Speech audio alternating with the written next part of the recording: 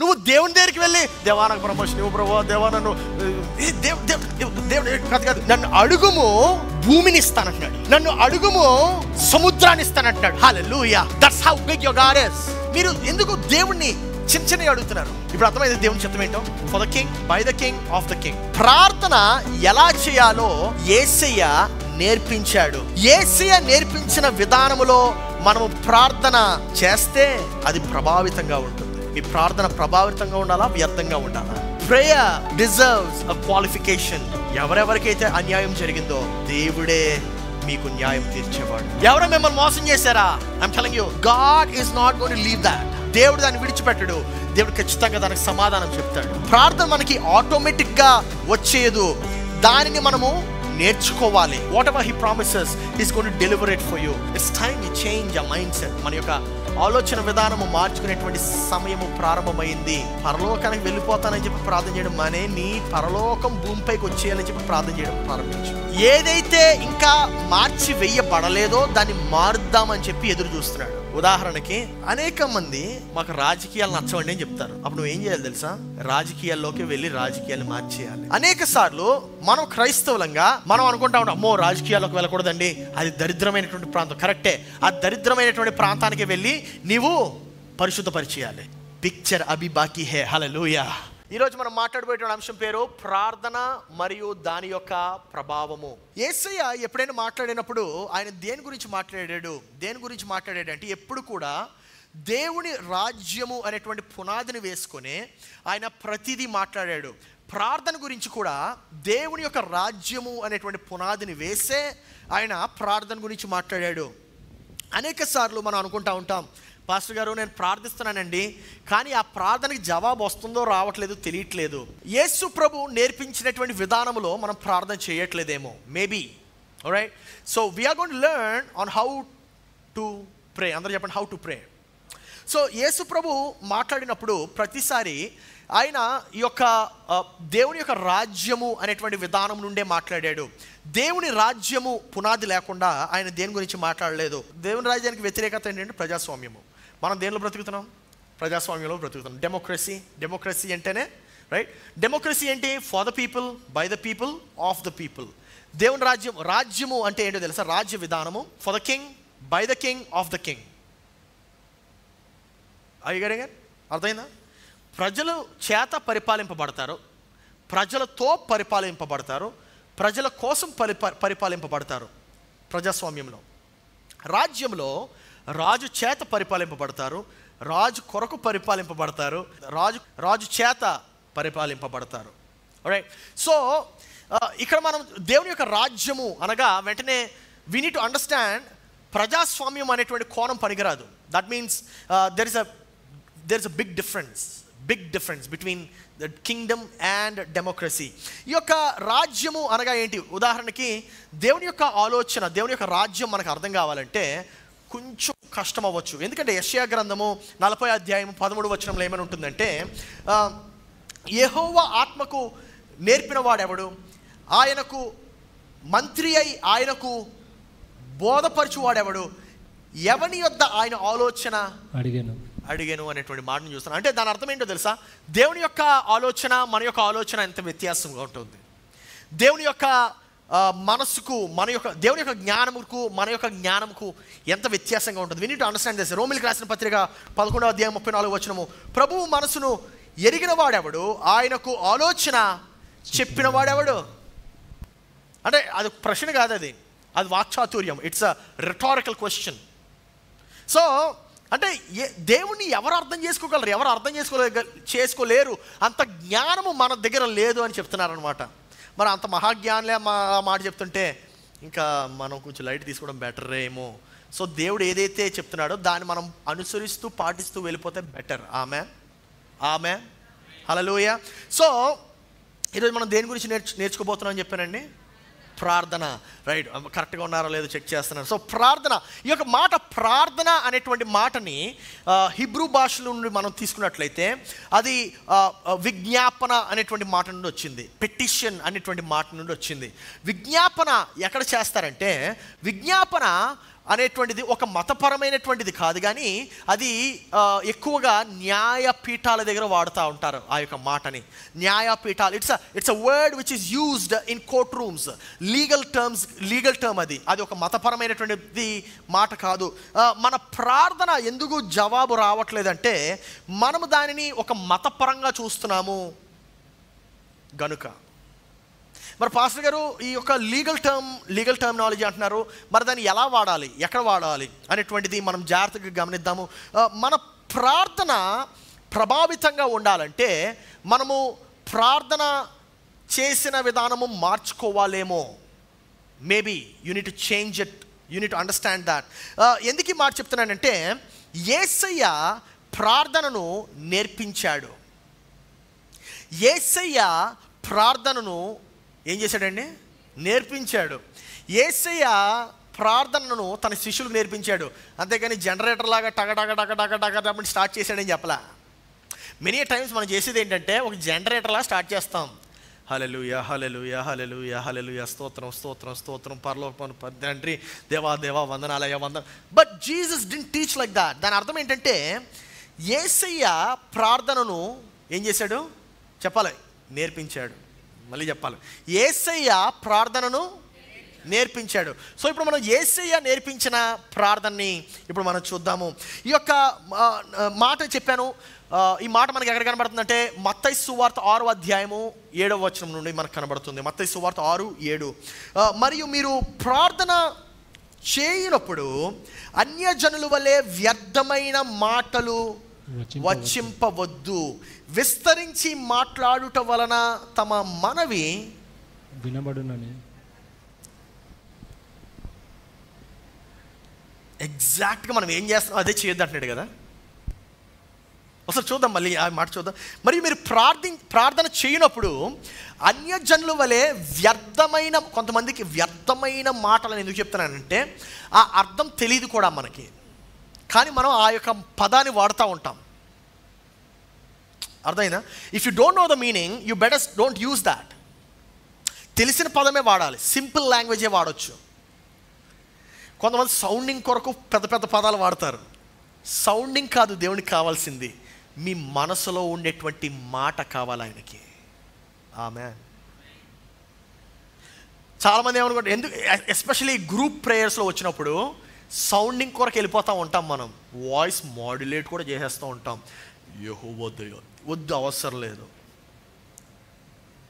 వ్యర్థమైన మాటలు అసలు వచించొద్దు అంటున్నాడు. ఆమేన్. ప్రక్క వారికి తిరిగి చెప్పండి, సౌండింగ్ వద్దు బ్రదర్ అని చెప్పండి. సిస్టర్ అయితే సిస్టర్ అని. ఓకే. సో చూడండి, మరియు మీరు ప్రార్థన చేయనప్పుడు అన్యజనుల వలె వ్యర్థమైన మాటలు వచింపవద్దు, విస్తరించి మాట్లాడుట వలన తమ మనవి వినబడినని వారు తలంచుదురు. ఎవరండి వారు? అన్యజనులు. అన్యజనులు అంటే ఎవరు? దేవుని ఎరగనటువంటి వారు, దేవుని తెలియనటువంటి వారు. ఎవరైనా వారు అన్యజనులే. రైట్. సో 8వ వచనం చూద్దాం. మీరు వారి వలె ఉండకుడి, మీరు మీ తండ్రిని అడుగక మునుపే మీకు అక్కరగా నున్నవేవో ఆయనకు అంటే మీకు ఏం కావాలో ఆయనకు తెలుసా లేదా? తెలుసు. మరి మీకేం కావాలో అది అడగొద్దు అంటున్నాడు. జాగ్రత్త వినండి అక్కడ మాట. అన్యజనుల వలె ఉండొద్దు అంటున్నాడు. సాధారణంగా బ్రదర్ మనము ప్రార్థన చేస్తే దేనికోసం అడుగుతాం? దేవా మంచి ఆరోగ్యం ఇయ్యయ్యా, దేవా ఇప్పుడు నేను ఇంటర్వ్యూకి వెళ్తున్నాను, అయిపోవాలంతే, అది యస్ నామములో అయిపోను. దేవుడు అంటున్నాడు దాని గురించి అడగొద్దు అంటున్నాడు. we need to understand. యేసయ్య నేర్పించిన ప్రార్థన, మీరు వారి వలె ఉండకుడి, మీరు మీ తండ్రిని అడుగక మునుపే. అందరూ చెప్పండి, దేవా నీవు నా మనసును ఎరిగి ఉన్నందుకు వందనాలని చెప్పండి. Amen. Hallelujah. He knows the desires of your heart. నీ మనసు యొక్క ఆశలు ఏంటో ఆయనకు తెలుసు. ఇంకా చూద్దాము, మీరు మీ తండ్రిని ఎరిగినారు. 9వ వచనం చూద్దాం. కాబట్టి మీరు ఇలాగూ ప్రార్థన చేయండి. అర్థమవుతుందా మీకు? అంటే దేవుడు యేసుప్రభు చూడండి, మనకి ఒకటి ఇచ్చే ముందు ఏవేవి మనకు వద్దో ఆయన చెప్పాడు. ఎప్పుడైనా మనము ఒక మంచి డాక్టర్ దగ్గరికి వెళ్తే, డాక్టర్ గారు నాకు బాగాలేదండి, నాకు అనారోగ్యంగా ఉందంటే, ఆయన ఫస్ట్ ఏం చేస్తాడు తెలుసా? మీరు ఏమేమి చేయకూడదు అని చెప్పేస్తాడు.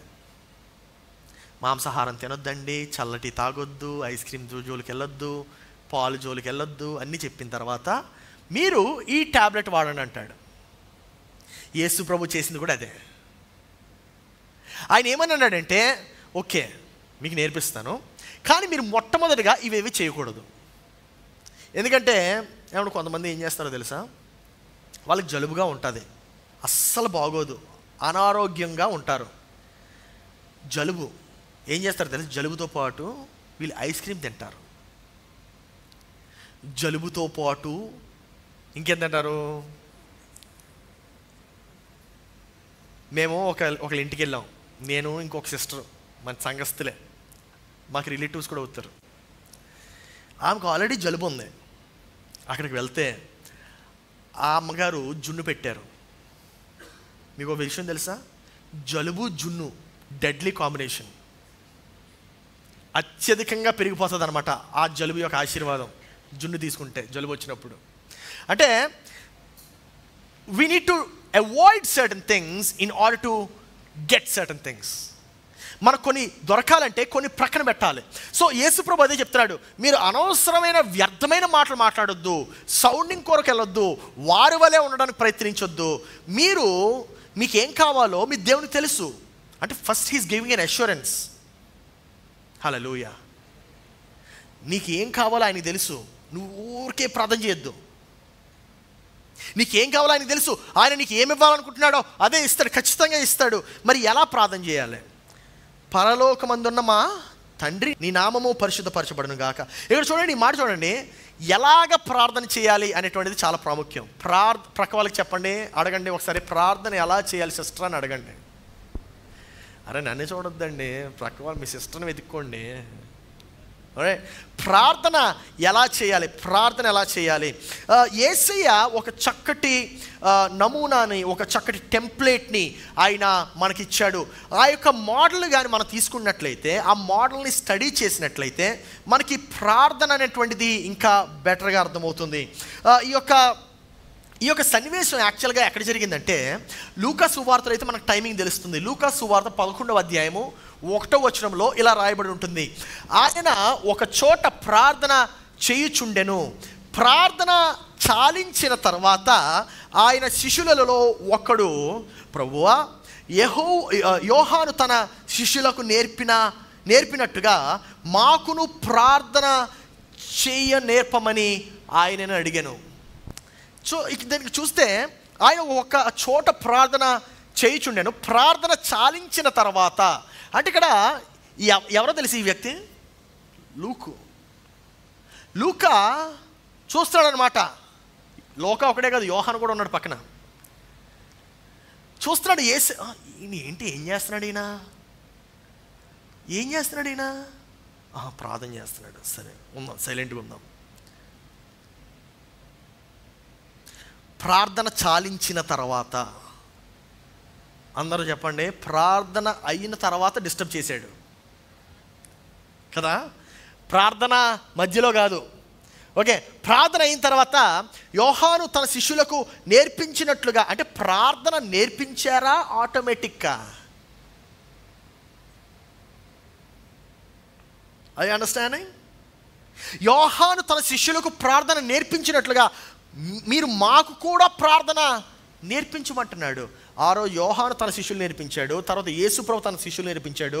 ఈరోజు నేను మీకు నేర్పిస్తున్నాను. నేర్చుకుంటారా? నేర్చుకున్నట్లయితే ఆమెన్ చెప్పండి, లేకపోతే నీరసం వస్తుంది. ఆమెన్. ఆల్రైట్. సో ఈ యొక్క ప్రార్థన నేర్చుకోకముందు మళ్ళీ నేను చెప్తున్నాను, దేవుని రాజ్యంలో ఈ యొక్క బైబిల్ ఏంటంటే, ఈ యొక్క బైబిలే నిబంధన. ఇంగ్లీష్లో మనం కాన్స్టిట్యూషన్ అని కూడా పిలవచ్చు, రైట్? ఒక రాజ్య నిబంధన. సో దీంట్లో ఏదేదైతే మెన్షన్ చేసి ఉంటుందో దేవుడు అట్టి రీతిగానే ఉంటాడు. దీంట్లో ఏ వాగ్దానాలు అయితే మన కొరకు రాయబడి ఉన్నాయో అవి ఖచ్చితంగా మీ కొరకు అవి చేస్తాడు అని చెప్తున్నాడు అనమాట. సో ఈ యొక్క బైబిల్ని మనం 2 భాగాలుగా చూసాం కదా, పాత నిబంధన, క్రొత్త నిబంధన ఏంటది? It's a covenant. I understanding. So అది ఒక నిబంధన, మన కొరకు రాయబడినటువంటి నిబంధన. మనం ఈ యొక్క సన్నివేశంలో యాకోబు, పేతురు మరియు యోహాను, ఈ ముగ్గురు కూడా యేసయ్యకు చాలా సన్నిహితులు. యాకోబు, పేతురు, యోహాను. మళ్ళీ చెప్పండి, యాకోబు, పేతురు, యోహాను. వీళ్ళు ముగ్గురు కూడా చాలా చాలా సమీపస్తులు అనమాట.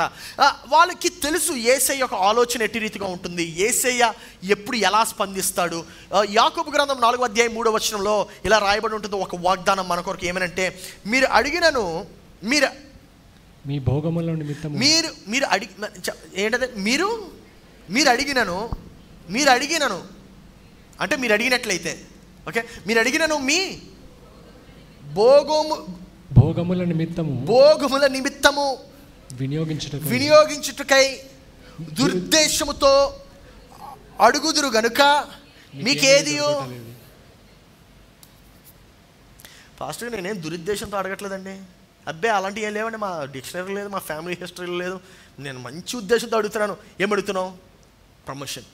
ఓకే, మీకు ఒక ఎగ్జాంపుల్ చెప్తాను, మీకు అర్థమైపోద్ది. మీరు హైక్ కోసం ప్రార్థించి ఉంటారు. ఓకే, హైక్ వచ్చేసింది. హైక్ వచ్చిన వెంటనే ఆ వచ్చిన హైక్ని, లేకపోతే బోనస్ వచ్చింది, వచ్చిన బోనస్ని మనం ఏం చేసాం చెప్తాను. నేను కంగారు పడదు, నాకు తెలుసు. వెంటనే పార్టీ, ఈరోజు మటన్ బిర్యానీ తినాలి, హ్యాపీగా సెలబ్రేట్ చేసుకోవాలి. నా ప్రియ సంగమా, మన సుఖభోగముల మీద ఖర్చు పెడుతున్నామేమో అని యాకోబు అంటున్నాడు. అంటే దురుద్దేశంతో అడుగుతున్నావా? లేకపోతే పక్కవాడు నీకన్నా ఎక్కువగా సంపాదిస్తున్న ఉద్దేశం వల్ల నువ్వు కూడా ఎక్కువ సంపాదించుకోవాలనుకుంటున్నావా? Or you understanding? What is the intention behind what you're asking? నీవు ఏ ఉద్దేశంతో అడుగుతున్నావు? దురుద్దేశం అంటే ఆయన చిత్తానికి దూరంగా ఉండే ఉద్దేశము. దురుద్దేశం అంటే ఎంతసేపు చెడ్డవి కాదు, గుర్తుపెట్టుకోండి. దురుద్దేశం అంటే దేవుడు ఏ చిత్తములో అయితే, ఏ ఉద్దేశంలో అయితే తయారు చేశాడో ఆ చిత్తము, ఆ ఉద్దేశానికి దూరంగా ఉన్నట్లయితే అది దురుద్దేశం అవుతుంది. So what I'm trying to say is, దేవుని రాజ్యంలో మనం ఎలా అడగాలి, దేవుని రాజ్యంలో మనం దేని బట్టి అడగాలి, అది చాలా ఇంపార్టెంట్. దేవుని రాజ్యంలో ఈ యొక్క నిబంధన నీకు ఒక సాక్షిగా నిలబడుతుంది. అంటే నువ్వు ఏవి అడగొచ్చు, ఏవి అడగకూడదు, ఏవి ఆయన చిత్తానుసారంగా ఉంటాయి, ఏవి ఆయన చిత్తానుసారంగా ఉండవు అనేటువంటివి మనము ఖచ్చితంగా తెలుసుకోవచ్చు. కానీ మనము ఈ యొక్క మాటను మనకి ఇంకా బాగా అర్థం కావాలంటే ఒక ఎగ్జాంపుల్ ఇస్తాను. ఆ ఎగ్జాంపుల్ మనకి ఒక విధవరాల రూపంలో కనబడుతుంది. రైట్, అది ఈ కాసేపట్లో చెప్తాను. దానికన్నా ముందు ఇంకొక వాక్యం కూడా మీకు చూపిస్తాను. యోహాను సువార్త 14వ అధ్యాయము 16వ వచనం చూడండి. నేను తండ్రిని వేడుకొందును, మీ యొద్ద ఎల్లప్పుడూ నుండుటకై ఆయన వేరొక ఆదరణకర్తను, అనగా సత్యస్వరూపియగు ఆత్మను మీ కొరకు ఆయన అనుగ్రహించి ఉన్నాడు అనేటువంటి మాటను చూస్తున్నాం. మరి ఈ యొక్క సత్యస్వరూపి, ఈ ఆదరణకర్త ఎందుకు? యాక్చువల్గా మనకు తెలుగులో ఆదరణకర్త అని ట్రాన్స్లేట్ చేయబడింది, కానీ యాక్చువల్గా ఆ యొక్క కర్తవ్యం ఏంటంటే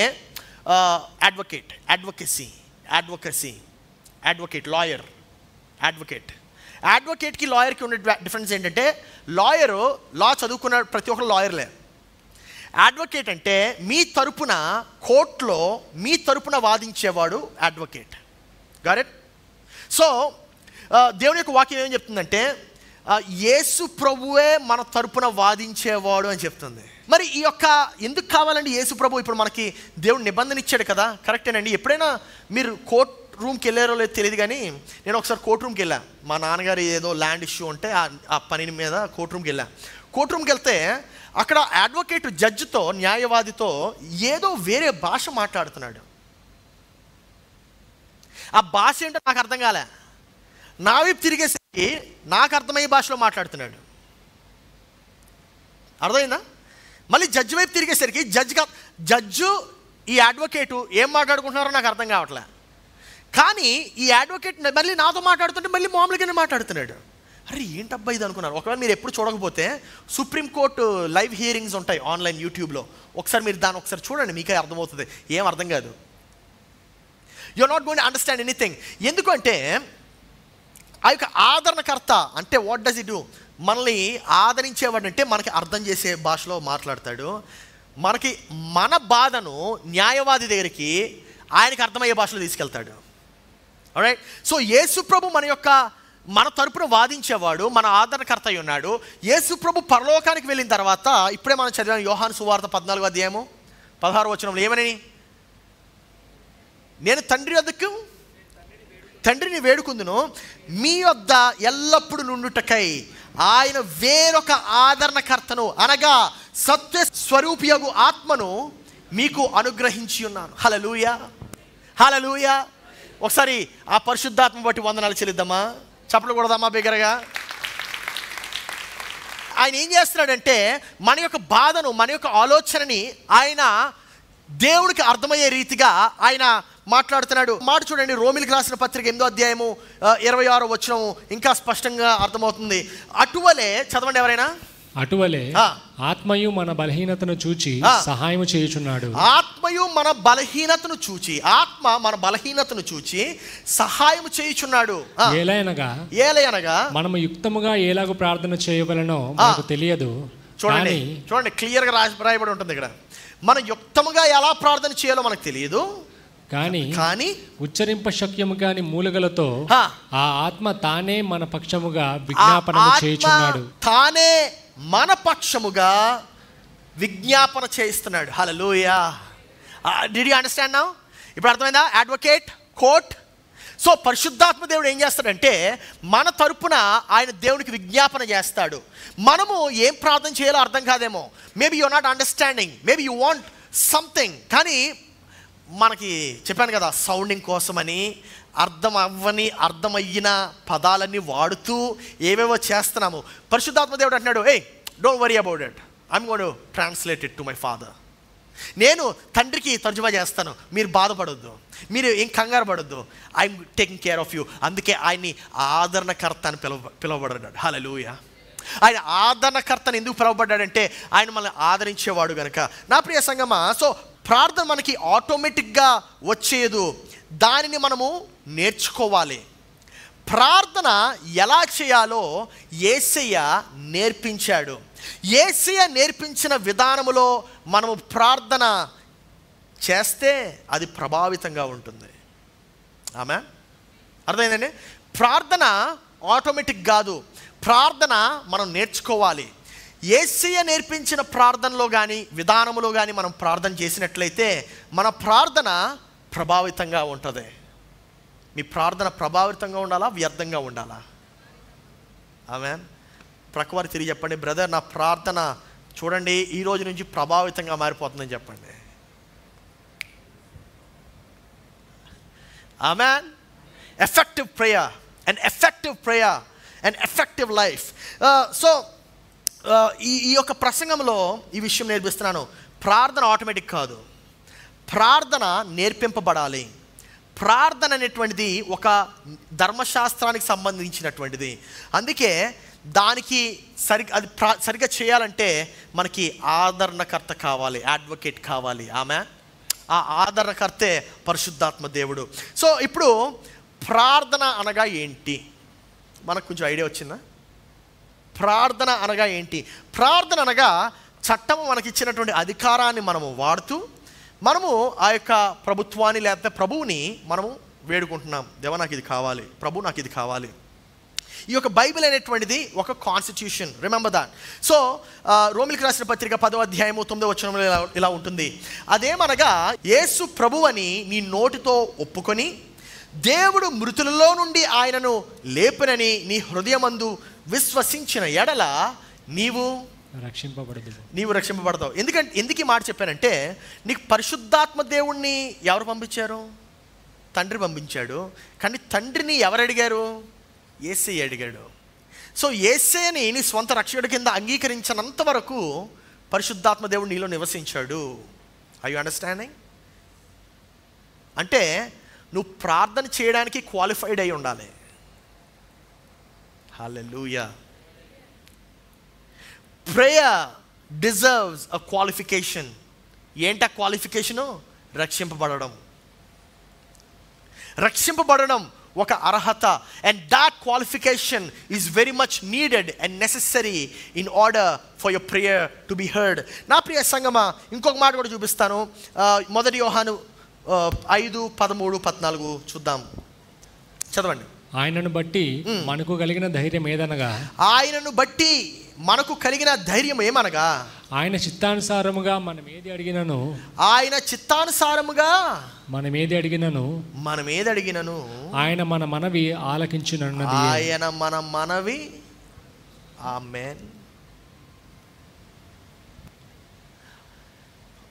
మన ధైర్యం ఏంటో తెలుసా? మనం ఏమడిగినా ఆయన చిత్తానుసారము అది ఖచ్చితంగా మనకి ఇవ్వబడుతుంది. ఇప్పుడు నా ప్రశ్న ఏంటంటే, పాస్టర్ గారు, మరి దేవుని చిత్తం ఎలాగా తెలుసుకోవాలి? దేవుని చిత్తము ఎలాగా? చాలా సింపుల్ అండి. నువ్వు స్వస్థత పొందడం దేవుని చిత్తమా కాదా? ఆమేన్. I understanding. నువ్వు ఆశీర్వదింపబడడం దేవుని చిత్తమా కాదా? యూజువల్గా generally we know the will of God. మనకి దేవుని యొక్క చిత్తము ఆటోమేటిక్గా వీ విల్ నో. జనరల్ చిత్తం అనేటువంటిది బహిరంగ కనబడేటువంటిది మనకు తెలుస్తూ ఉంటుంది. ఇప్పుడు చూడండి 14 వచనం చూడండి. మనమేమి అడిగినను ఆయన మన మనవి ఆలకించునని మనం ఎరిగిన ఎడల మనం ఆయనను వేడుకొనున్నవి మనకు కలిగినవని ఎరుగుదుము. హల్లెలూయా. I understanding. మనం ఏమడిగినను ఆయన మన మనవిని ఆలకించునని మనం ఎరిగిన ఎడల మనం ఆయనను వేడుకొన్నవన్నీ మనకు కలిగినవన్నీ ఎరుగుదుము. అంటే మనం ఏదైతే అడుగుతామో అది ఖచ్చితంగా మనకి ఇవ్వబడుతుంది అనేటువంటి సత్యాన్ని మనము ఎరిగి ఉండాలి. Okay, alright. Now coming to this point, నేను ఎందుకు ఈ మాట చెప్తున్నానంటే, what is the difference between God's will and మన విల్? మనం ఎప్పుడైనా ప్రార్థన చేస్తే దేని గురించి ప్రార్థన చేస్తాం? Generally health, wellbeing, promotion, hike. Right. ఇప్పుడు కీర్తన గ్రంథము 2వ అధ్యాయము 8వ వచనం తీయండి ఒకసారి. నన్ను అడుగుము, జనములను నీకు స్వాస్థ్యముగా ఇచ్చును, భూమిని దిగంతముల వరకు. అంటే దేవుని చిత్తము ఎలా ఉంటుందో ఒకసారి చూపిస్తున్నాను. మళ్ళీ ఒకసారి చదువుదాం. అంటే మన చిత్తం రాద్దాం ఒకసారి. మన ప్రార్థన, దేవా నాకు ప్రమోషన్ ఇవ్వండి, దేవా నాకు మంచి ఆరోగ్యం ఇవ్వండి, దేవా అనారోగ్యం ఉంది స్వస్థత చేయండి. ఇక్కడ దేవుని చిత్తం చూద్దాం ఒకసారి. నన్ను అడుగుము, జనములను నీకు స్వాస్థ్యముగాను, భూమిని దిగంతముల వరకు సొత్తుగాను ఇచ్చేదను. ఇంకా అర్థం కాదు కదా? ఓకే, కొంచెం ఎక్స్ప్లెయిన్ చేస్తాను, జాగ్రత్త వినండి. ఇప్పుడు చీఫ్ మినిస్టర్ దగ్గరికి వెళ్ళి బిర్యానీ అడుగుతామా? కాదు. అడుగుతామా? అడగం కదా. ట్రాన్స్పోర్ట్ మినిస్టర్ దగ్గరికి వెళ్ళి బస్ పాస్ అడుగుతామా?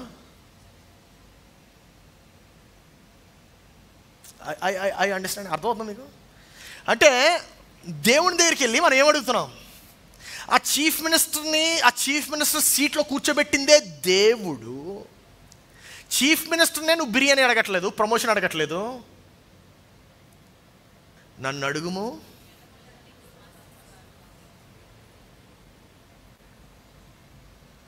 అర్థమైతే చప్పట కొట్టండి, అర్థం కాకపోతే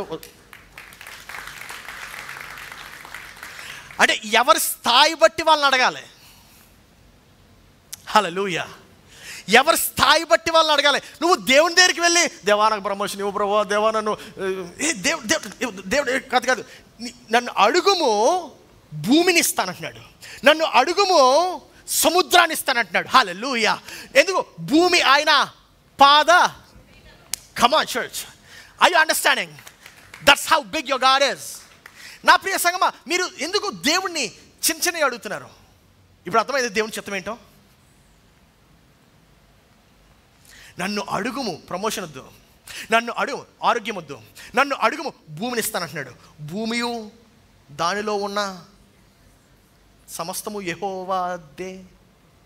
ఆమేన్, ఆమేన్, ఆమేన్.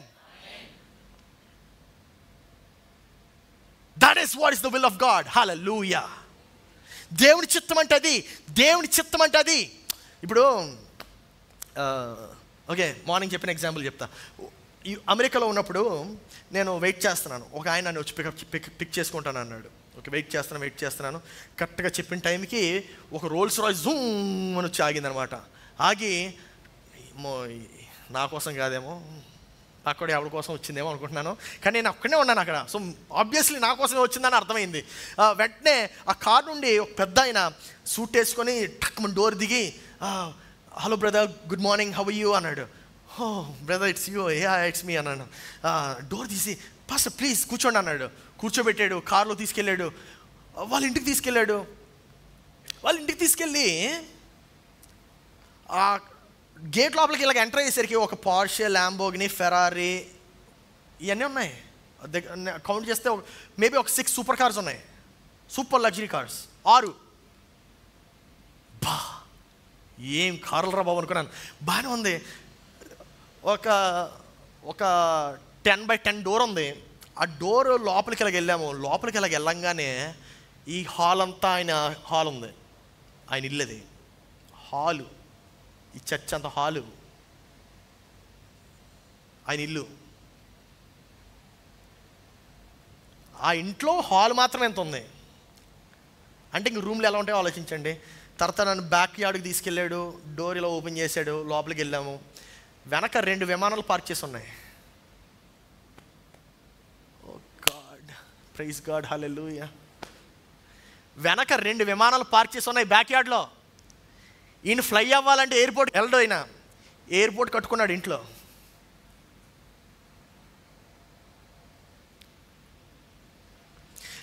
ఆయన అంత చక్కగా భోజనం చేసాం, అంత అయిపోయింది. తర్వాత మిమ్మల్ని దింపేస్తానన్నాడు, అంత బాగుంది. దిగక ముందు ఆయన ఒక మాట అన్నాడు నాతో, బ్రదర్ ఏమైనా అవసరం ఉంటే నాకు చెప్పండి, నేను ఖచ్చితంగా ఇస్తానన్నాడు. ఇప్పుడు ఆయన వెళ్ళి నేను బిర్యానీ అడగనా? ఆయన రెస్టారెంట్లు నడుపుతాడు అనమాట. రెస్టారెంట్స్, హోటల్స్ ఇవన్నీ ఉంటాయి ఆయనకి. అదే మనకు ఒక రెస్టారెంట్ ఉన్న ఫ్రెండ్ ఉంటే వెంటనే వెళ్ళి ఆ షాప్కి వెళ్ళిపోయి ఫ్రీగా బిర్యానీ తినేసి బిల్లు కట్టుకుని హ్యాపీగా వచ్చేస్తాం. కానీ నేను చెప్తున్న పాయింట్ ఏంటంటే, ఆ స్థాయి వ్యక్తిని వెళ్ళి నేను బిర్యానీ అడిగితే బాగోదు. ఆయన నన్ను ఏమైనా అడగమన్నాడు, కానీ నేను అంటే ఆయన్ని తయారు చేసినటువంటి దేవుడు కదా సేవిస్తుంది అంటే ఆయన ఎందుకు అడుగుతాను? అర్థమైందా? నేనేం అడగలేదు ఆయన్ని ఇప్పుడు వరకు. ఒక్క రూపాయి తీసుకోలేదు ఆయన దగ్గర నుంచి. Not even 1 rupee. గుర్తుపెట్టుకోండి, నాట్ ఈవెన్ 1 రూపీ. నేను చెప్పొచ్చేది ఏంటంటే, ఎవరి స్థాయి బట్టి వారిని అడగాలి. హల్లెలూయా. ఎవరి స్థాయి బట్టి వారిని అడగాలి. ఎప్పటికి అర్థమవుతుందో నాకు తెలియదు. అర్థమైతే చెప్పడం కూడా దేవుని స్తోత్రాలు చెల్లించండి. ఇప్పుడు ఒక ఆమెను చూపిస్తాను. లోకా సువార్త 18వ అధ్యాయంలో 3 నుండి 7 వచనాలు. అదొక పెద్ద స్టోరీ. అది నేను ఇప్పుడు చదవను, కానీ మీకు దాని జిస్ట్ చెప్పేస్తాను. ఓకే, ఒక విధవరాలు కనబడుతుంది మనకి అక్కడ. ఇంటికి వెళ్ళి చదవండి, చాలా బాగుంటుంది. ఒక విధవరాలు కనబడుతుంది. ఆ విధవరాలు, ఆమె దగ్గర ఏముండదు, సర్వం కోల్పోయింది. ఎవరు అన్యాయం చేశారు, కోల్పోయింది. ఈమె దగ్గర ఏం లేదు. కానీ ఈమెకి విజ్ఞాపనలో బలం తెలుసు, ఈమెకి ప్రార్థనలో బలం తెలుసు. ఏం చేసిందంటే ఈవిడ ఆ యొక్క న్యాయవాది దగ్గరికి వెళ్ళింది. న్యాయవాది దగ్గరికి వెళ్ళి, అయ్యా నాకు అన్యాయం జరిగింది, నాకు న్యాయం తీర్చండి అని అడిగింది. నాకు అన్యాయం జరిగిందా, న్యాయం తీర్చండి అంది. న్యాయవాది వెంటనే మా రేపురా, నీ వాయిదా వేసాను రేపురా అన్నాడు. మళ్ళీ రేపు వచ్చింది వెదరాలు, అయ్యా నాకు అన్యాయం జరిగింది, నాకు న్యాయం చేయన్నాడు అన్నది. మళ్ళీ న్యాయవాది అమ్మా రేపురా అన్నాడు. మళ్ళీ మరుసటి రోజు వచ్చింది, ఈ వదలలే, అయ్యా నాకు అన్యాయం జరిగింది, న్యాయం చేయి అని అడిగింది. బా రేపురా, ఊరికే చిరాకు పెడుతున్నావు. మళ్ళీ వచ్చింది రేపు, మళ్ళీ ఆమె అడుగుతుంది, నాకు అన్యాయం జరిగింది, న్యాయం చేయండి అంటే. 5వ వచనం చూడండి. ఈ విధవరాలు నన్ను తొందర పెట్టుచున్నది గనుక ఆమె మాటి మాటికి వచ్చి గోజాడుకుంటున్నట్లు ఆమెకు న్యాయము తీర్చునని గోజాడుకుంటున్నట్లు ఆమెకు న్యాయము తీర్పునని తనలో తాను అనుకున్నాను. ఈమె ఎందుకు వెళ్ళింది తెలుసా? న్యాయం ఈయన ఇవ్వగలడని తెలుసు, అందుకే వెళ్ళింది. ఇప్పుడు ఈ న్యాయవాది మంచివాడు కాదు.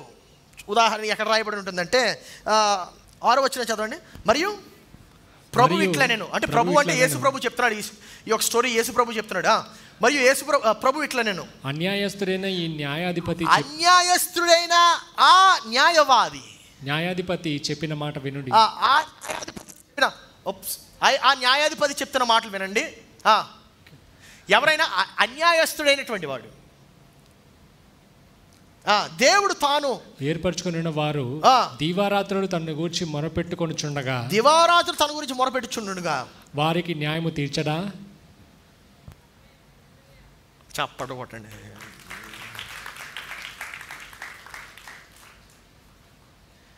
ఎవరెవరికైతే అన్యాయం జరిగిందో జాగ్రత్త వినండి మాట, దేవుడే మీకు న్యాయం తీర్చేవాడు. హల్లెలూయా. మీరు అనుకుంటున్నారు అయిపోయిందేమో అనేది. అవ్వలేదు. పిక్చర్ అభి బాకీ హే. హల్లెలూయా. పిక్చర్ అభి బాకీ హే. మీరు అడగాల్సింది ఏమనో తెలుసా? మీ డబ్బులు ఎత్తుకెళ్ళిపోయి మీకు తిరిగి డబ్బులు ఇవ్వట్లేదా? డబ్బులు ఎత్తుకెళ్ళిపోయిన అడగొద్దు. ఎవరిని అడగాలి? మీ దేవుడిని అడగండి. మీ దేవుడే మీకు న్యాయం తీర్చేవాడు. హల్లెలూయా. చప్పట్లు కొట్టి స్తోత్రాలు చెల్లించండి. Come on church. ఎవరో మిమ్మల్ని మోసం చేశారా? I'm telling you, God is not going to leave that. దేవుడు దాన్ని విడిచిపెట్టడు. దేవుడు ఖచ్చితంగా దానికి సమాధానం చెప్తాడు. నా ప్రియ సంగమా, మనం చేయాల్సిందల్లా ప్రార్థనని అర్థం చేసుకొని ప్రార్థన ఏ రీతిగా చేయాలో ఆ రీతిగా చేయాలి. ఇప్పుడు యేసయ్య ప్రార్థన యొక్క నమూనా లేకపోతే టెంప్లెట్, ఓకే, యేసయ్య ప్రార్థన యొక్క టెంప్లెట్ని మనము ఇప్పుడు చూద్దాం. మనకు కనబడుతుంది మత్తయి సువార్త 6వ అధ్యాయము 9 నుండి 14 వచనాల వరకు. ఈ యొక్క ప్రార్థన మనందరికీ కంఠస్థ వస్తుంది. అసలు బైబిల్ తెరవకుండా కూడా చెప్పేయగలం మనం. ఏంటది? మీరు ఎలాగో ప్రార్థన చేయండి. పరలోకమందున్న మా తండ్రి, నీ నామము పరిశుద్ధపరచబడును గాక, నీ రాజ్యము వచ్చును గాక, నీ చిత్తము పరలోకమందు నెరవేర్చున్నట్లు భూమి యందు నెరవేరును గాక.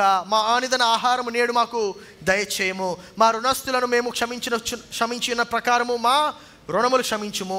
మమ్మును శోధనలోకి తేక దుష్టుని నుండి మమ్మను తప్పించుము. మనుషులు అపరాధములను మీరు క్షమించిన ఎడల మీ పరలోకపు తండ్రి మీ అపరాధములను క్షమించును. ఇదే ప్రార్థన. కానీ ఈ యొక్క ప్రార్థనలో కొన్ని అంశాలు ఉన్నాయి. వాటిని మనం అర్థం చేసుకుందాం. Right, that's what I want to teach. So ఈ యొక్క అంశాలు ఏంటంటే, మొట్టమొదటిది పరలోకం. అందరూ చెప్పండి. ఎందుకు ప్రార్థన దేంతో ప్రారంభమైంది? పరలోకమందున్న మా తండ్రితో. సో పరలోకం అనగా ఏంటి? పరలోకం అనగా అది ఇంకొక ప్రదేశం. పరలోకం, ఈ లోకము కానిది, ఈ లోకంలో లేనిది, వేరే లోకంలో ఉన్నది. ఎవరున్నారు ఆ యొక్క లోకంలో అంటే మన యొక్క తండ్రి. మరి పరలోకము అనగా ఏంటి? మనము భూమిపైన ఉన్నటువంటి వ్యక్తికో, ప్రభుత్వానికో, ప్రభువుకో మనము ఈ యొక్క మాట విజ్ఞాపన చెప్పట్లేదు కానీ మనము పరలోకములో ఉన్నటువంటి మన యొక్క తండ్రికి ఈ యొక్క విజ్ఞాపన చెప్తున్నాము. మరి ఎందుకు పరలోకంలో ఉన్నటువంటి వాడికి ఎందుకు చెప్తున్నాము, భూలోకంలో ఉన్నటువంటి వాడికి ఎందుకు చెప్పట్లేదంటే, నా ప్రియ సంగమా, నువ్వు భూలోకంలో భౌతికంగా ఏమైనా అడుగుతున్నట్లయితే, అది భూలోకంలో లేకపోయినట్లయితే, అది పరలోక ద్వారము తెరిచి నేను నీ గుప్పెట్లను నింపేదనేటువంటి వాగ్దానం గుర్తొస్తుందా?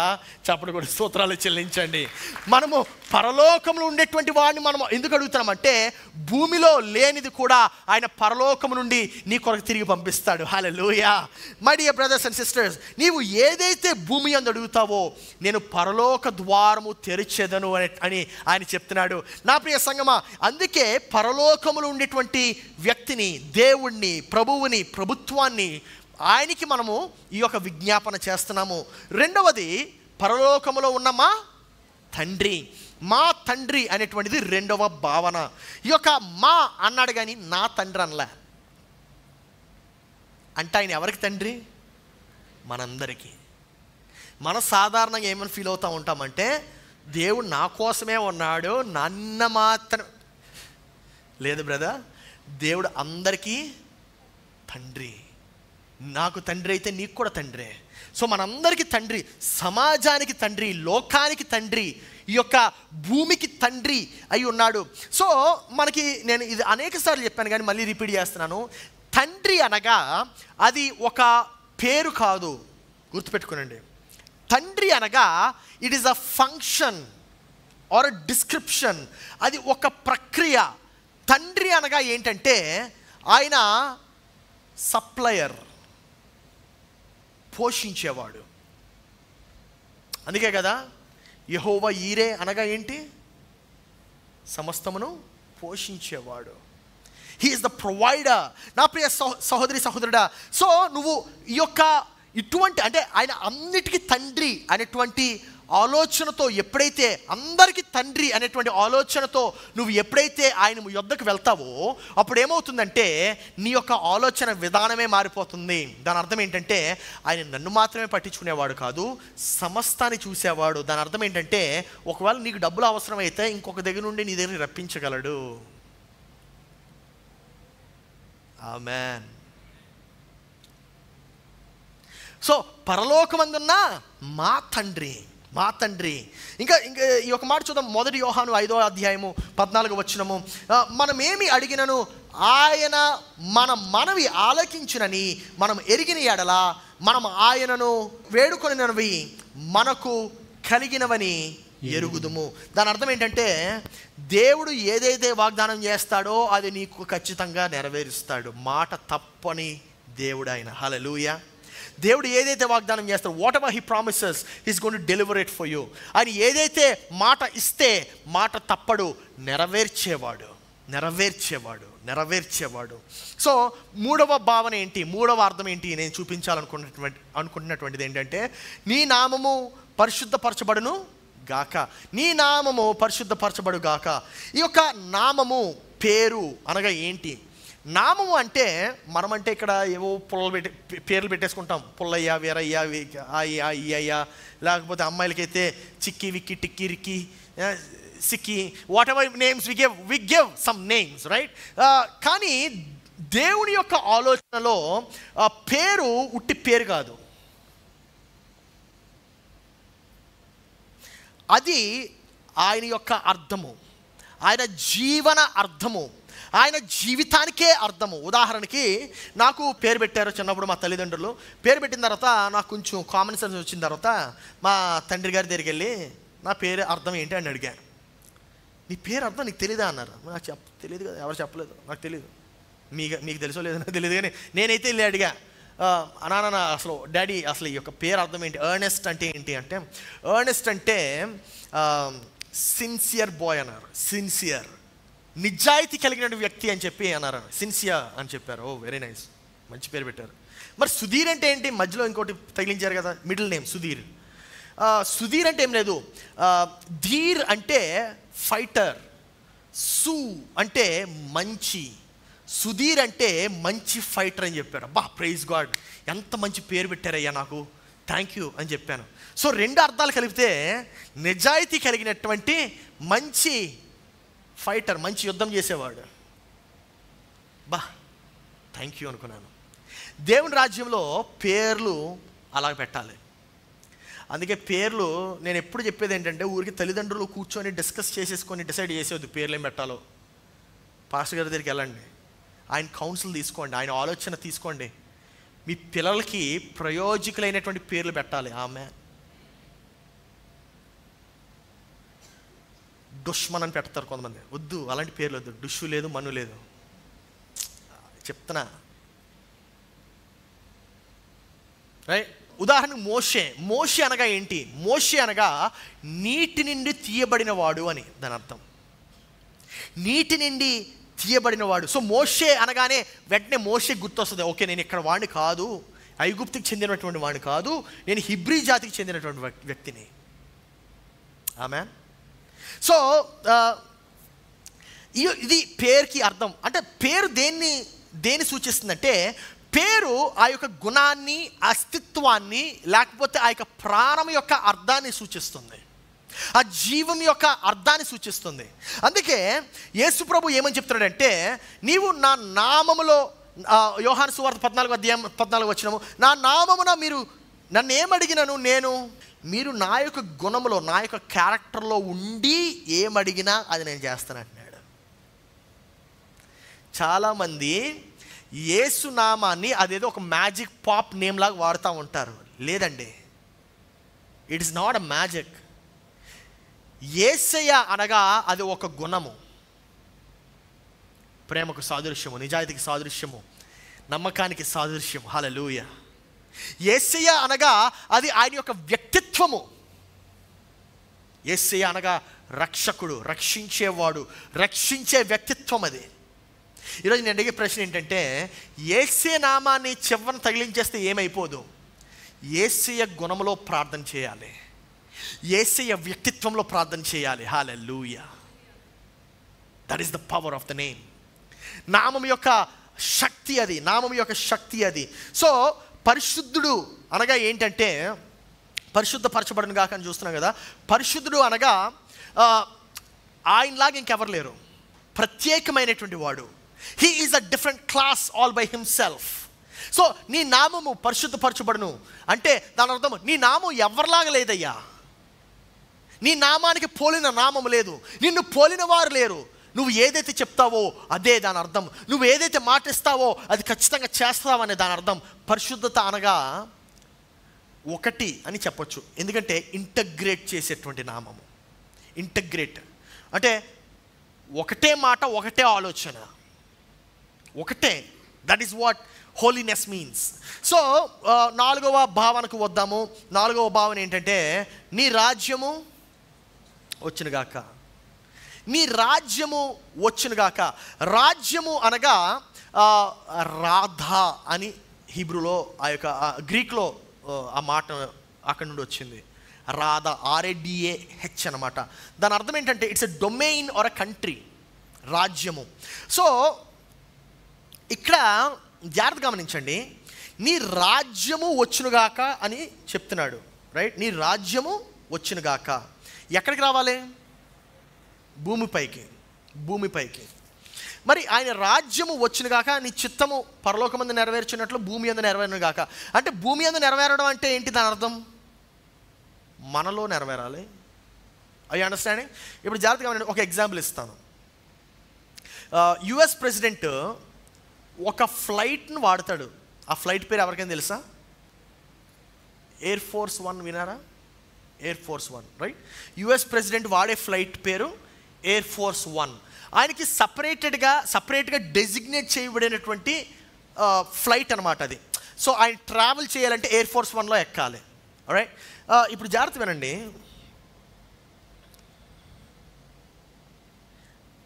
ఈ అమెరికన్ ప్రెసిడెంట్ కోసం సపరేట్గా ఒక ఫ్లైట్ ఉంటుంది. ఆ ఫ్లైట్ పేరు ఎయిర్ ఫోర్స్ 1, ఓకే. కానీ విచిత్రం ఏంటంటే, ఈ అమెరికన్ ప్రెసిడెంట్ ఏ ఫ్లైట్ అయితే ఎక్కుతాడో ఆ ఫ్లైట్ ఆటోమేటిక్గా ఎయిర్ ఫోర్స్ 1గా మారిపోతుంది. ఇంకా అర్థం కాలేదు, ఓకే. అమెరికన్ ప్రెసిడెంట్ కోసం ఒక ఫ్లైట్ ఉంది స్పెషల్గా. ఆ ఫ్లైట్ పేరేంటి? Air Force 1. కానీ ఇప్పుడు అమెరికన్ ప్రెసిడెంట్, మా ఫ్రెండ్ ఫ్లైట్ ఉందని చెప్పాను కదా, ఆ ఫ్రెండ్ ఫ్లైట్ ఎక్కితే ఆ ఫ్రెండ్ ఫ్లైట్ ఎయిర్ ఫోర్స్ 1 అయిపోతుంది. అర్థమైందా? దాని అర్థం ఏంటంటే, ఆ ప్రెసిడెంట్, US ప్రెసిడెంట్ ఏ ఫ్లైట్లో అయితే కూర్చుంటాడో ఆ ఫ్లైట్ పేరు మారిపోతుంది. రైట్? జాగ్రత్తగా గమనించండి. నీ రాజ్యము వచ్చునుగాక. మనం ఎంతసేపు ఏమైనా ప్రార్థన చేస్తాం? దేవా నన్ను తీసుకెళ్ళిపో ప్రభువా, పరలోకానికి వచ్చేస్తాను అని ప్రార్థన చేస్తున్నాం. యేసు ప్రభు ఏమని నేర్పిస్తున్నాడు? నువ్వు రావద్దు, నేనే వస్తాను, ఎందుకు? నేను భూలోకానికి వస్తే భూలోకమే పరలోకం అయిపోతుంది గనుక. హల్లెలూయా, హల్లెలూయా. నీ రాజ్యము వచ్చునుగాక. గరెన్నా, నీ రాజ్యము వచ్చునుగాక. నా ప్రియ సంగమా, ఈ యొక్క మాట ఎంత ప్రాముఖ్యం అంటే, మనం ఎంతసేపు మనం దేని కొరకు ప్రార్థిస్తాము? అమ్మా బొవ్వ ఆమెన్. కొంతమంది భోజనం దగ్గర ఎంత గట్టిగా ప్రార్థన చేస్తారంటే, మరి అది భోజనం అరడానికి ప్రార్థన చేస్తారో బాగా తినడానికి ప్రార్థన చేస్తారో నాకు తెలీదు.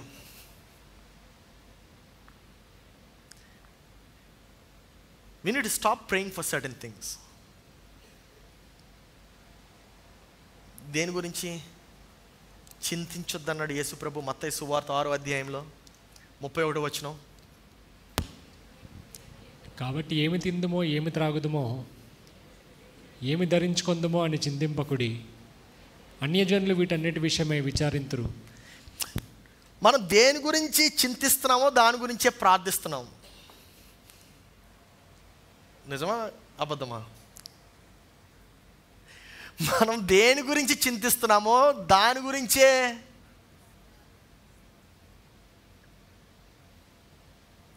చూడండి, ఏది తిందుమో, ఏది త్రాగుదమో, ఏది ధరించుకుందామో అని చింతింపకుడి, అన్యజనులు వీటి విషయమై విచారింతురు.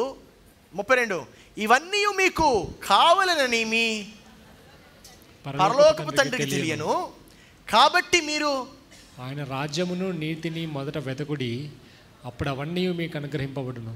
చూడండి ఎంత సింకరణ్యంలో ఉంది యేసు ప్రభు యొక్క వర్తమానం. మనం ఏమంటాం?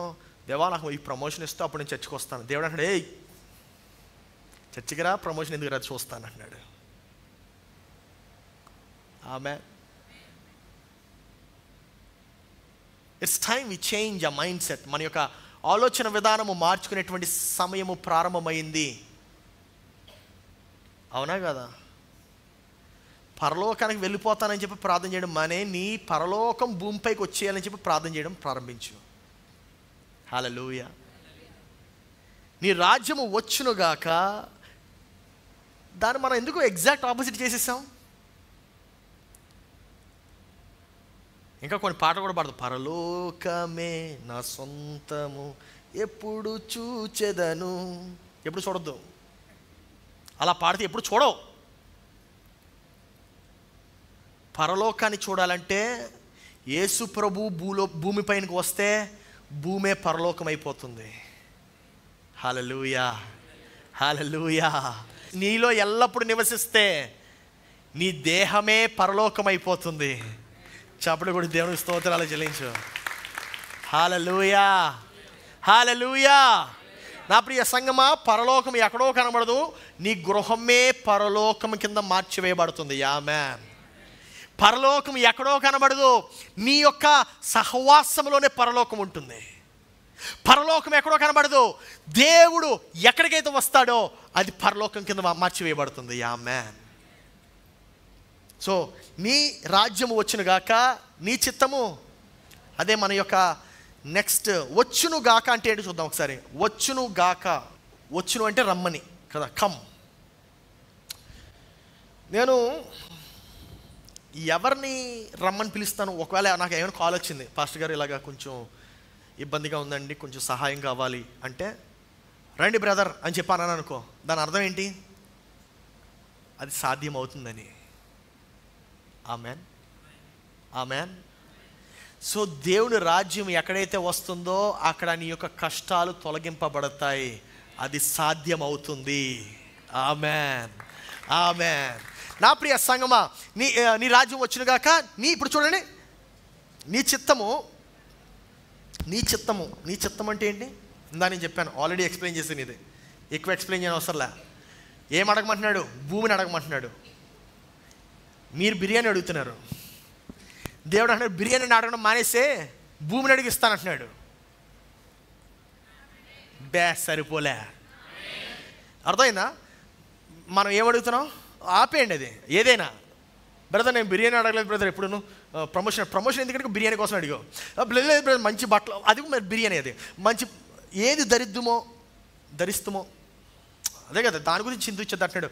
ఏమి మంచి వాటర్ కావాలి, alkaline complete alkaline water brother, నాకు అసలు పాడైపోయిన వాటర్ గురించి కూడదు, మంజీరా వాటర్ని మళ్ళీ డిస్టిల్ చేసుకొని మళ్ళీ ఆల్కలైన్. బ్రదర్ ప్రక్కన పెట్టండి అవన్నీ. మీ మనస్సు దేవుని చిత్తం వైపు వెళ్ళాలి. ఆమేన్. దేవుడు అంటే భూమిని ఇస్తానంటున్నాడు. ఎంతమంది భూమి కావాలి? నాకైతే కావాలి. రియల్ ఎస్టేట్, అందుకే దాన్ని రియల్ ఎస్టేట్ అని పిలిచారు. మీకు కావాలంటే చప్పట్లు కొట్టండి. చప్పట్లు కొట్టిన వారికి మాత్రమే భూమి. హల్లెలూయా. ఆరో పాయింట్ చూద్దాం. పరలోకమందు నెరవేర్చున్నట్లు. దాని అర్థం ఏంటంటే పరలోకంలో ఏ విధానమైతే ఉందో భూమిలో కూడా అదే విధానము నడవాలి. పరలోకంలో ఏదైతే నడుస్తుందో దాని అర్థం ఏంటంటే పరలోకంలో రేపు ఉందా? ఇన్సెస్ట్ ఉందా? పరలోకంలో నరహత్యలు ఉన్నాయా? పరలోకంలో దేవునికి వ్యతిరేకంగా ఉండేటువంటి ఏదైనా ఉందా? ఏమీ లేదు, ఏది లేదు. అంటే పరలోకం ఎలా ఉందో భూమి కూడా అలాగే అవ్వాలంటున్నాడు. That is the will of God. Hallelujah. That is the will of 7వ భాగం చూద్దాం, అప్పుడు ఇంకా బెటర్గా అర్థమవుతుంది. పరలోకమందు నెరవేర్చున్నట్లు. ఇప్పుడు 7, భూమి యందు నెరవేరునుగాక. భూమి అనగా టియరా. జాగ్రత్తగా గమనించండి. భూమి అనగా పరలోకం యొక్క ప్రతిబింబం. అది పరలోకం యొక్క రూపంలోనే తయారు చేయబడినటువంటిది భూమి. సో దేవుడు కనపడనటువంటి ఆ యొక్క భూలోకాన్ని పరలోకం కింద మార్చాలని చెప్పి ఆశపడుతున్నాడు. రైట్. సో ఇప్పుడు ఈ మాట ఎందుకు చెప్తున్నానంటే దేవుడు ఏదైతే ఇంకా మార్చి వెయ్యబడలేదో దాన్ని మారుద్దామని చెప్పి ఎదురు చూస్తున్నాడు. పాస్టర్ ఏం చెప్తున్నారు? ఉదాహరణకి అనేక సార్లు మాకు రాజకీయాలు నచ్చవండి అని చెప్తారు. అప్పుడు నువ్వు ఏం చేయాలి తెలుసా? రాజకీయాల్లోకి వెళ్ళి రాజకీయాన్ని మార్చేయాలి. అర్థం కాలే ఇంకా. అనేక సార్లు మనం క్రైస్తవులంగా మనం అనుకుంటా ఉంటాం, అమ్మో రాజకీయాల్లోకి వెళ్ళకూడదండి, అది దరిద్రమైనటువంటి ప్రాంతం. కరెక్టే, ఆ దరిద్రమైనటువంటి ప్రాంతానికి వెళ్ళి నీవు పరిశుద్ధపరిచేయాలి. హల్లెలూయా. I understanding. కొంతమంది చెప్తా ఉంటారు భయంకరమైనటువంటి విధానాలు ఉన్నాయండి, ఆ మూవీ ఇండస్ట్రీ అసలు బాగాలేదు. Yes, so what you need to do? Enter in the movie industry and change it. పులియని పిండి పులిసిన పిండి మర్చిపోయారా? పరలోకము పులిసిన పిండిల వలె ఉంటుందట. ఒక ఆమె పులిసిన పిండిని కొంచెం తీసుకొని పులియని పిండిలో కలుపుతుందంట. కలిపిన తర్వాత రాత్రి అంతా పెట్టిందంట. పెట్టిన తర్వాత ఉదయం లేచి చూసేసరికి ఏమైంది? అంతా పులిసిపోయింది. పరలోకము పులిసిన పిండిలా ఉంటుందంట, భూలోకము పులియని పిండిలా ఉంటుందంట.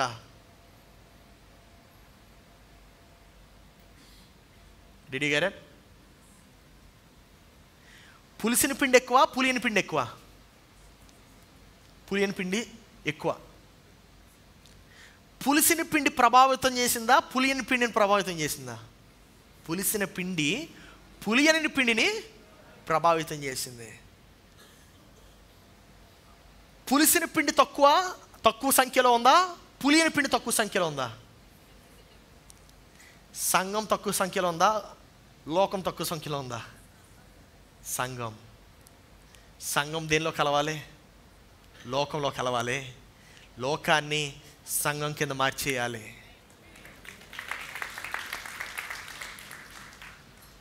హల్లెలూయా. పరలోకము రావాలంటే దాని అర్థం అదే, భూమిని పరలోకం వలె మార్చేయడానికి. పాస్టర్ గారు అంత ఆశ లేవండి, ఆశపడమని చెప్తున్నా. ఎందుకో తెలుసా? కీర్తన 24:1 ఏనంది? భూమియు దాని సంపూర్ణతయు లోకమును దాని నివాసులను యెహోవావే. అంత ఆశ లేదండి, అయితే దేవుడు మీతో పని చేయలేడు. ఆశపడిన ప్రాణమును అంటే దేవుడు తృప్తిపరచాలంటే ఏముండాలి మనకి?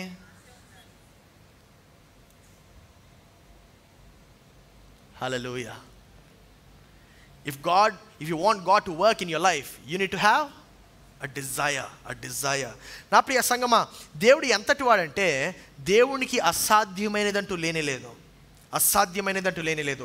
8వ భావన చూద్దాం. 8వ మాట, మా అనుదిన ఆహారం నేడు మాకు దయచేయము. మా అనుదిన ఆహారం అన్నాడు, నా అనుదిన ఆహారం అనలే.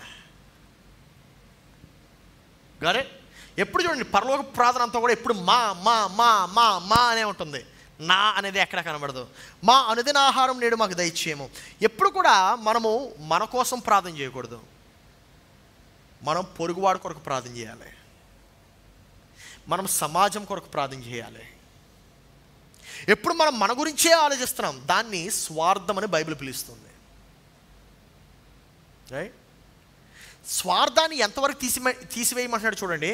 మీరు ఏం తింటారో, ఏం త్రాగుతారో, ఏం ధరిస్తారో దాని గురించి చింతింపకుడి అంటున్నాడు. అంటే సెల్ఫిష్ అనేటువంటి మోటివే లేదు ఇక్కడ. సో మా అనుదిన ఆహారము నేడు మాకు అంటే ఏ రోజుకి ఆ రోజు దయచేయమంటున్నాడా? Monthly సప్లయా, yearly సప్లయా? ఏ రోజుకి ఆ రోజు అనుదిన ఆహారము నేడు మాకు. ఈరోజు కావాల్సింది ఈరోజు. ఎందుకో తెలుసా? ఒకరోజు 1000 రూపాయలే కావాలి మనకి, ఒకరోజు 10,000 కావాల్సి వస్తుంది. 1000 రూపాయలు కావాల్సినప్పుడు 1000 రూపాయలు ఇచ్చేస్తాడు. 10,000 రూపాయలు కావాల్సినప్పుడు. అందుకు యేసు ప్రభు నేర్పించిన ప్రార్థన విధానము, ఏ రోజుకి అవసరతలు ఆ రోజుకే ఉంటాయి. 9వ భావన చూద్దాం. 9వ భావన, మా రుణస్థులను మేము క్షమించిన ప్రకారము. దాని అర్థం ఏంటంటే, మనల్ని ఎవరైతే బాధించారో వాళ్ళు మనం క్షమించాలి. మా రుణస్థులను మేము క్షమించిన ప్రకారం. అనేక మంది ఎందుకు మనం ఎదగట్లేదు, మీరు ఎందుకు ఎదగట్లేదంటే, మిమ్మల్ని ఎవరైతే బాధించారో వారిని మీరు మీ మనసులో పెట్టుకొని ఆలోచిస్తున్నారు. యేసుప్రభు అంటున్నాడు, మీ రుణస్థులను మీరు క్షమించిన ప్రకారము. కొంతమంది మీ దగ్గర నుంచి డబ్బులు తీసుకొని పారిపోయారేమో, నా దగ్గర నుంచి చాలామంది చేశారు అలాగా. చాలామంది చెప్పిందోటి చేసిందోటి, కానీ వాళ్ళు క్షమించేశాం. ఎందుకో తెలుసా? యేసుప్రభు చెప్పాడు కనుక, అంతే, ఇంకొక ఆర్డర్ లేదు దానికి. యేసుప్రభు చెప్పాడు, మీ రుణస్థులను మీరు క్షమించిన ప్రకారము మీ రుణములను. I know there are many people holding a grudge in their heart. మీ మనసులో అనేక మందిని మీరు పెట్టుకొని వాళ్ళని వదలట్లే. God is telling you, forgive them. క్షమాపణ కోరండి, క్షమించేయండి వాళ్ళు అంటున్నాడు. ఎందుకు క్షమించమంటున్నాడంటే, మీ లోపల వాళ్ళు రెంట్ కట్టకుండా జీవిస్తున్నారు ఫ్రీగా. And they are bothering you. It's a weight. అది ఒక బరువు అన్న సంగతి మీకు తెలియట్లే. మీరేమనుకుంటున్నారంటే, వీడిపైన నేను ప్రతీకారం తీర్చుకున్న తర్వాతే, వీడు అంతు నేను చూసిన తర్వాతే దేవుడు అంటున్నాడు, వద్దు వద్దు వద్దు. యుద్ధం ఎవరిది? మరి మీరెందుకు బాధపడుతున్నారు? మీరు వదిలేయాలి. ఆమేన్. వాస్తవం చెప్తున్నాను, అనేక మంది మోసం చేశారు, అనేక మంది ఒక మాట ఇచ్చి ఇంకొక పని చేశారు, అనేక మంది ఒకటి చెప్పి ఇంకోటి చేశారు. ఎవరిని అసలు గుర్తు పెట్టుకోము. ఎందుకో తెలుసా? వాళ్ళు అక్కడే ఉన్నారు, నేను ఎదుగుతూనే ఉన్నాను.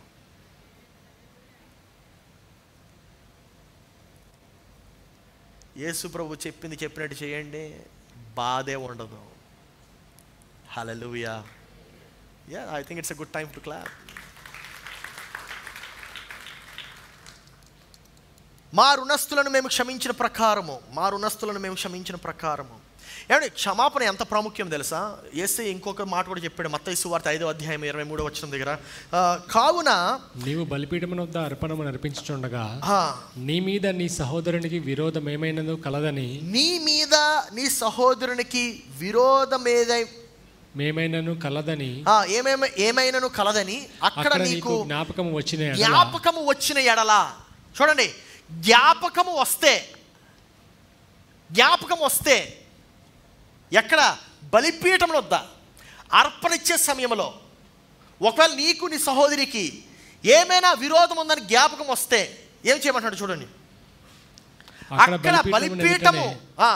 అక్కడ బలిపీఠం ఎదుటనే నీ అర్పణను విడిచిపెట్టి మొదట వెళ్ళి నీ సహోదరునితో సమాధాన పడు, అట్టు తర్వాత వచ్చి నీ అర్పణను అర్పించుము. నీ అర్పణ దేవుని యొద్ద చేరాలంటే క్షమాపణ qualification. I'm repeating that again.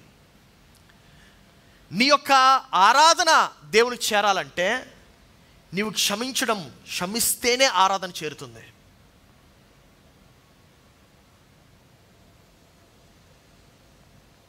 I don't know how many of you are holding that grudge. దేవుడు అంటున్నాడు విడిచిపెట్టు అంటున్నాడు. ప్రక్కవారి తిరిగి చెప్పండి, వారికి క్షమించు అని చెప్పండి.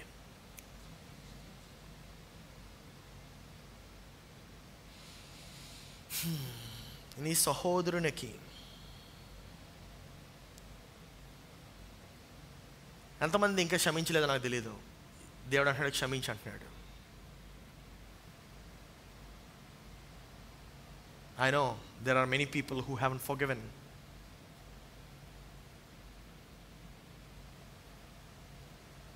పాస్టర్ గారు మీకు తెలియదండి ఆడు ఏం చేశాడో.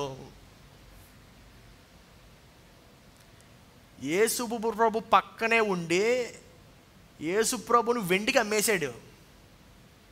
యేసు ప్రభు ఆయన క్షమించలేదా?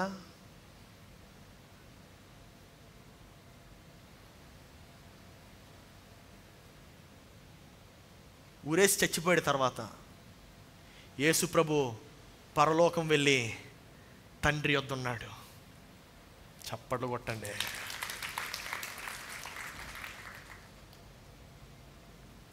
హల్లెలూయా. యేసు ప్రభుగా ఈ యోధా ఇస్కరియోతు గుర్తు కూడా లేడు. తర్వాత అంతలా క్షమించాడు. మనం 20 సంవత్సరాలు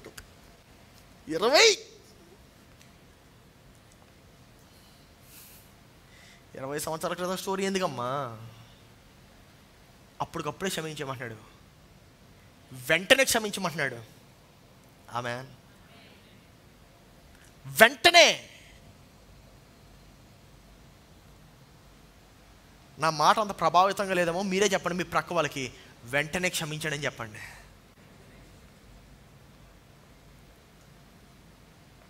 హల్లెలూయా. భార్య భర్తల మధ్యన ఉంటాయి చిన్న చిన్న గొడవలు.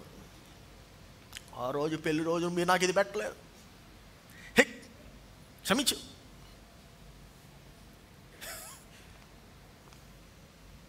హల్లెలూయా.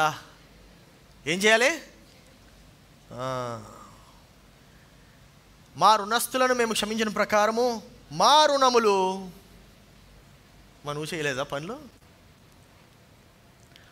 లేదండి నేను చాలా పరిశుద్ధని. అంత బిల్డప్ వద్దు.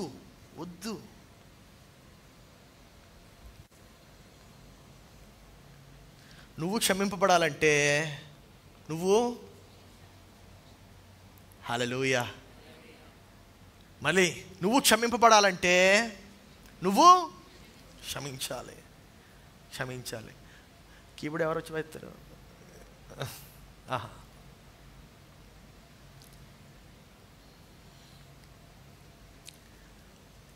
Are you going to release them from your life? If yes, say yes. ఎవరికి మంచిది? హల్లెలూయా. మనకి మంచిది. వాళ్ళు పట్టుకొని ఏం చేస్తాం? రూపాయి దమ్మిడి ఉపయోగం లేదు వాళ్ళ వల్ల. వదిలేయండి, క్షమించేయండి. ఆమేన్.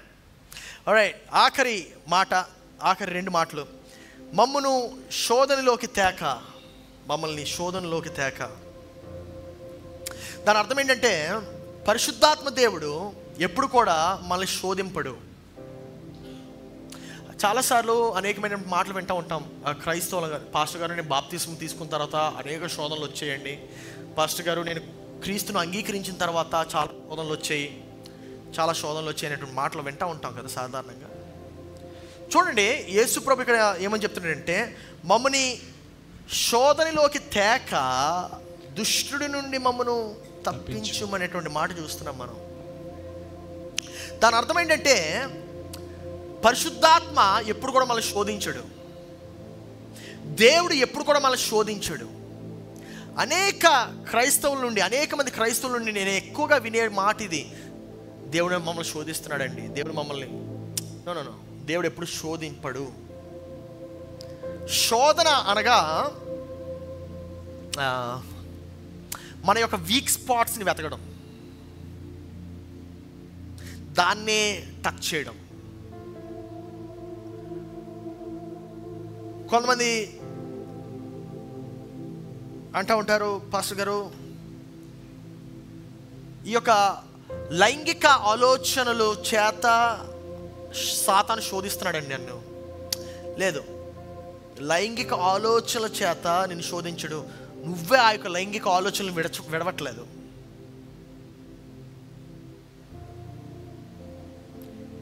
నువ్వే ఆ యొక్క శరీర క్రియలను, ఆ యొక్క శరీరేచ్ఛలను విడవట్లేదు.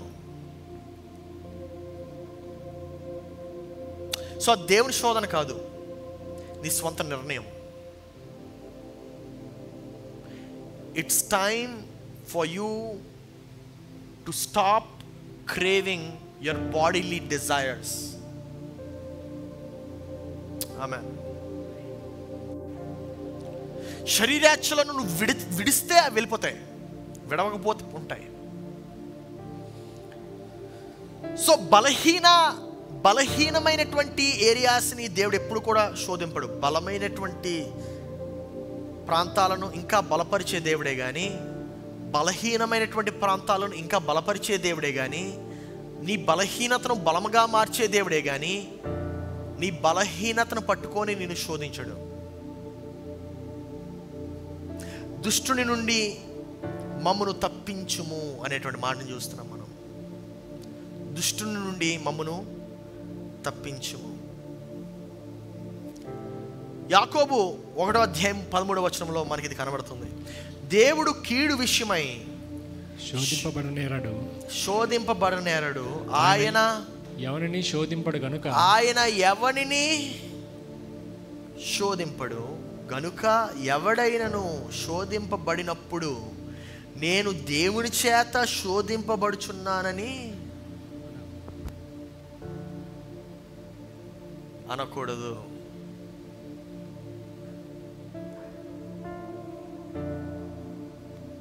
God never tempts you. Very important. క్రైస్తవులు అందరూ తెలుసుకోవాలి, క్రీస్తుని వెంబడించే వాళ్ళందరూ తెలుసుకోవాలి, దేవుని రాజ్యంలో బ్రతుకుతున్న ప్రతి ఒక్కరు తెలుసుకోవాలి. దేవుడు ఎప్పుడు శోధింపడు.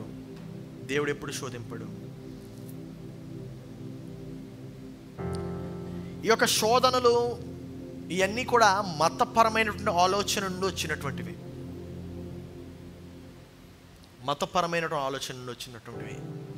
క్రైస్తవ్యంలో లేదది, క్రీస్తులో లేదది, దేవునిలో లేదది, నిజమైనటువంటి ఆరాధనలో లేదది. హల్లెలూయా. సో దేవుడు శోధించుడు. ఈ రెండు చాలా ప్రాముఖ్యము మనం జీవితంలో ఎదగాలంటే. ఒకటి, మనల్ని ఎవరైతే మనకు మోసం చేశారో, మనకు వ్యతిరేకంగా మాట్లాడారో వారిని విడిచిపెట్టి క్షమించేసే వదిలేయాలి. లేకపోతే మనం ఎదగం. ఉదాహరణకి చాలామంది పాస్టర్స్, అసలు నేను ఎవరో కూడా తెలియదు వాళ్ళకి, వాళ్ళు ఎవరో కూడా తెలియదు, వాళ్ళు నా గురించి ఏవేవో చెప్తా ఉంటారు. వాళ్ళకి క్షమించేస్తాం వెంటనే, వాళ్ళు అక్కడే ఉంటారు, నేను మాత్రం ఎదుగుతూనే ఉంటాను. ఎందుకంటే క్షమిస్తాం కాబట్టి. సో క్షమాపణ ఎవరికి మంచిది? మనకి మంచిది. నువ్వు క్షమిస్తే నీ ఆరాధనను దేవుడు అంగీకరిస్తాడు. హల్లెలూయా. నీ అర్పణ అనగా ఏంటి? ఆరాధన అర్పణే, కానుక అర్పణే, స్తుతుల అర్పణే. కృతజ్ఞత అర్పణే అన్నీ. నువ్వు క్షమించకపోతే ప్రక్కన పెడతాడు. రెండవది, దేవుడు శోధింపడు. దేవుడు ఎప్పుడు శోధింపడు. నీ బలహీనతను పట్టుకొని దేవుడు వేధించడు. నీ బలహీనతలో ఆయన బలమును ప్రవేశపెడతాడు. హల్లెలూయా. లేచి నిలబడదాం.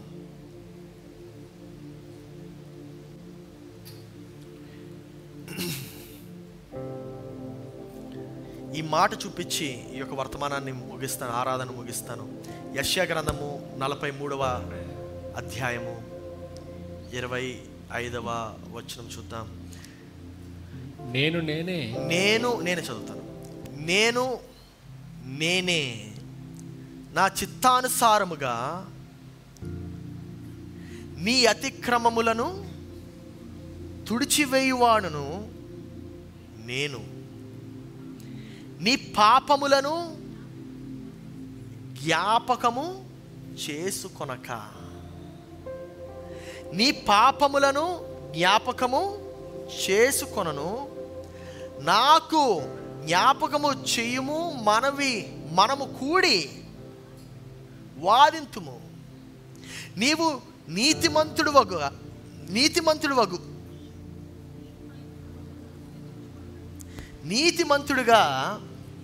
తీర్చబడినట్లు నీ వ్యాజ్యమును వివరించుము. చూడండి 25, చూడండి 25 చాలా ఇంపార్టెంట్ ఇది. నేనే నా చిత్తానుసారముగా నీ అతిక్రమములను తుడవడానికి ఎవరు ఇష్టపడుతున్నారు? మరి నువ్వెందుకు గుర్తు చేసుకుంటున్నావు?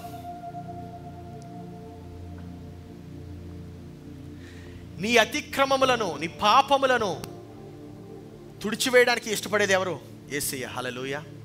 నేనే నా చిత్తానుసారంగా నీ అతిక్రమములను తుడిచివేయుచున్నాను, నేను నీ పాపములను జ్ఞాపకం చేసుకొనను.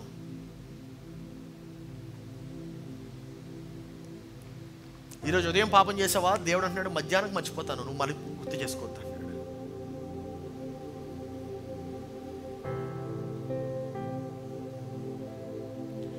మనమే చూడండి 26 దాని అర్థం ఏంటో తెలుసా? నాకు జ్ఞాపకం చేయము, మనము కూడి. అంటే నువ్వు గుర్తు చేస్తేనే గుర్తు వస్తుంది నాకు, నువ్వు గుర్తు చేస్తేనే నాకు జ్ఞాపకం చేయ అంటున్నాడు. జ్ఞాపకం చేయి, మనం కూడి వాదింతుము. నా ప్రియ సహోదరి సహోదరుడా, దేవుడు ఈరోజు నీతో మాట్లాడుతున్నాడు. నీవు ఇతరులు క్షమిస్తే నేను క్షమిస్తానంటున్నాడు. నువ్వు ఇతరులు క్షమిస్తే మరుక్షణమే దేవుని యొక్క అతిక్రమములను ఆయన విడిచిపెడతాడు. I don't know how many of you are carrying that weight. ఎంతమంది ఈరోజు ఆ యొక్క బరువును మోస్తున్నారో నాకు తెలీదు. దేవుడు అంటున్నాడు, వాడిని విడిచిపెట్టు, వారి పాపమును విడిచిపెట్టు. నీ యొక్క మొరను ఎక్కడికి తీసుకువెళ్ళాలి? వాళ్ళ ముందుకు కాదు, నా ముందు తీసుకురా, నాతో వాదించు, నేను నిన్ను తీరుస్తానంటున్నాడు. హల్లెలూయా.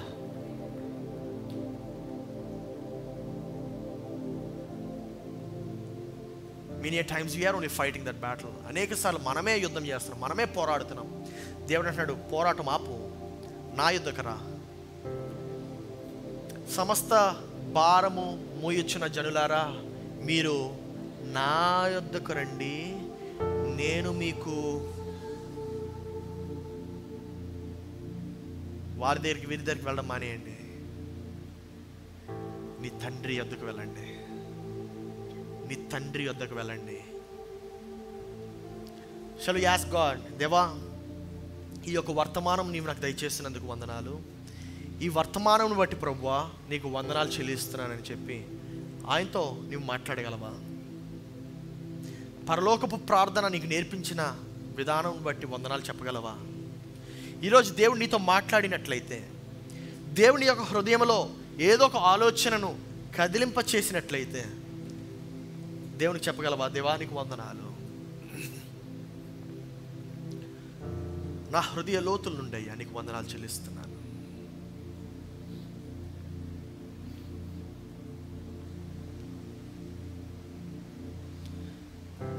దేవుని దగ్గరికి వెళ్ళడానికి కొత్త కొత్త విధానాలు ఏమి కనిపెట్టద్దు. దేవుడు నీ వద్దకు రావడానికి ఆయన రెడీగా ఉన్నాడు.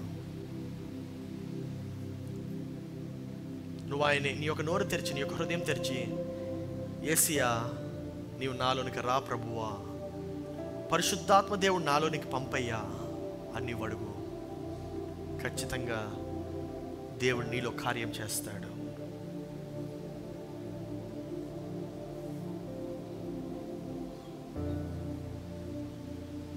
ఈ ఉదయకాలము 2 నిమిషాల సమయం ఇస్తున్నాను.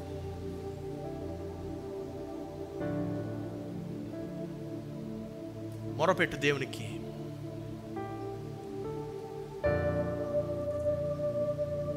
నీ కార్యాలు నాలో చేయని అడుగు. నీ చిత్తం నాలో నెరవేర్చని అడుగు.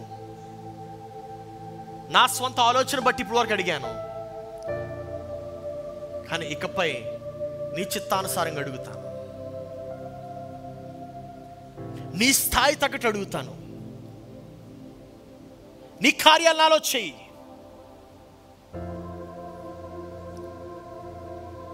నీ కార్యాలు నాలో చెయ్యయ్యా. నన్ను నువ్వు ఏ రీతిగా రూపించావో ఆ రూపించిన విధానం నువ్వు బయటికి తీసుకురా.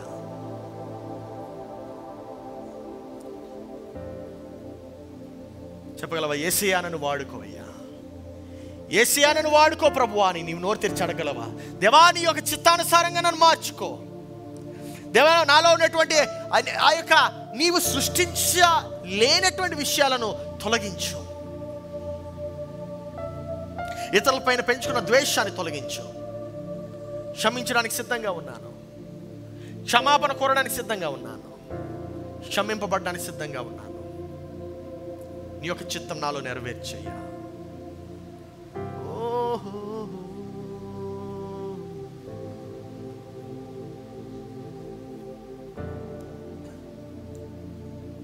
ప్రార్థిద్దాం.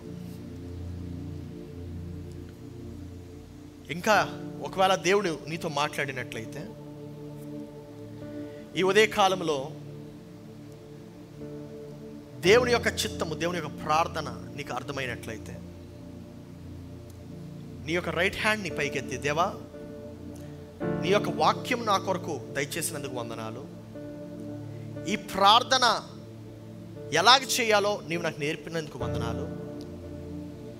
మా రుణస్తులను మేము క్షమించిన ప్రకారము మా రుణములు నువ్వు క్షమిస్తావనేటువంటి వాక్యమును మాకు దయచేసినందుకు వందనాలు అని నువ్వు చెప్పగలవా?